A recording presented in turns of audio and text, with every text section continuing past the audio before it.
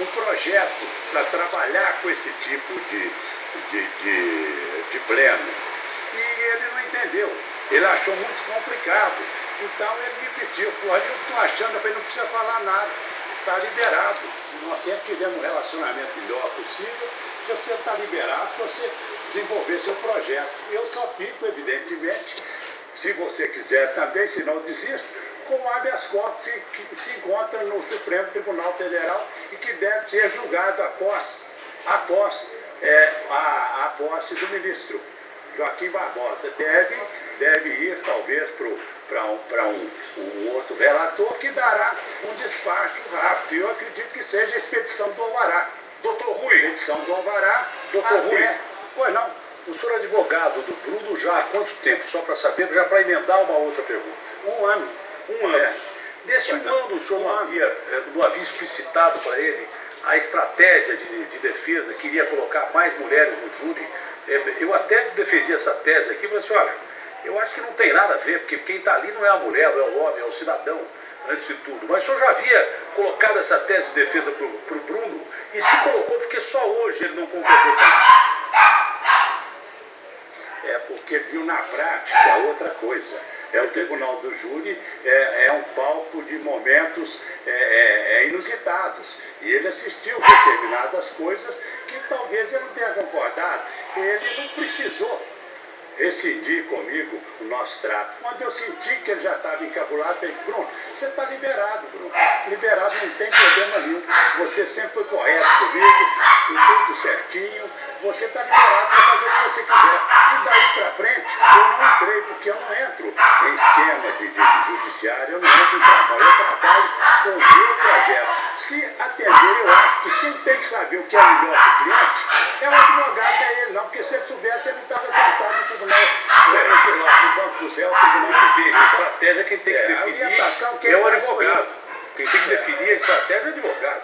Ele pode ser informado, mas jamais pode tomar o papel de advogado. Se ele contestar a estratégia do próprio advogado, ele não dá para continuar trabalhando.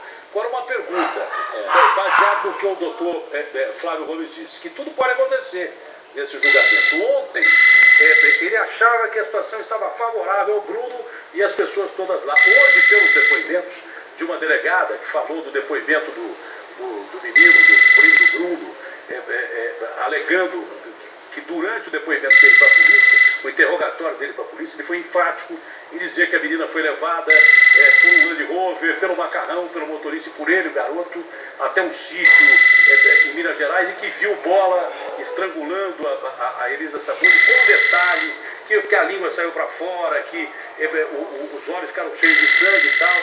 E mais o depoimento de um presidiário que estava junto com o Bola na cadeia, dizendo que o Bola relatou todos esses detalhes do crime para ele. Que hoje a situação, segundo o doutor Rui Flávio, estaria favorável a quem defende a tese de que o Bruno teria encomendado esse assassinato, que o Bola matou e tudo mais.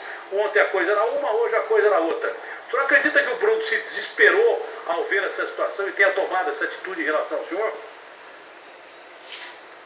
Não, é porque o meu plano realmente era um plano sofisticado, e ele não acatou. Agora, o fato é o seguinte, tem que ser dito, o Bruno, nesse aspecto, no meu conceito, no meu dirigimento do Código de Processo Penal, ele é inocente. Ele não concorreu, ele não determinou, ele não quis, nunca desejou a morte dessa pessoa. E vou te dizer por quê. São fatos inusitados. Se ele desejasse a morte dessa pessoa, o Zé Luiz da Atena, você há de concordar o seguinte, ele não ia sair do Rio de Janeiro com o Oceano Atlântico ali para desovar um cadáver que ia parar lá na África do Sul, para vir para Belo Horizonte, num negócio complicado desse. Ele nunca desejou a morte dessa pessoa. Isso, se a morte aconteceu, ainda tem esse aspecto que eu tenho que esclarecer para você. Era essa a minha dúvida. O senhor estava dizendo, a minha dúvida era essa, doutor Rui. O senhor estava dizendo que o Bruno não tem nada a ver com a morte, como que se admitindo que a moça está morta realmente. É isso que eu não estava entendendo. Então o fato é um fato, para quem é mais chegado à área jurídica, como você entende.